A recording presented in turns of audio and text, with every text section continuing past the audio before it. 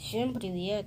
Сегодня я расскажу, как пукают в хорошей компании и не пускать шептуна. Вдруг проканает. Ну ладно, пук. Ой, подождите. Пук, кашель одновременно.